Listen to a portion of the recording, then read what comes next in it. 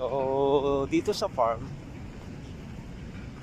makikita dito sa loob, may mga hayop sila. Yan, naka-paint dito, painting nila.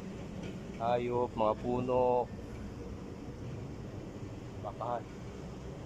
Nagawa sila ng fresh milk. Gawa ng sa kambing, sa kabaka.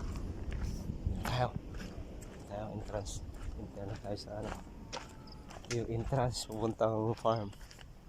Andun yung kaibigan kong lokal. Sabi ko, buksan muna yung gate para siguradong makapasok kami sa loob.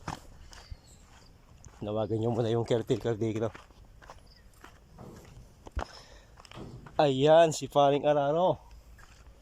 Yung kaibigan kong lokal.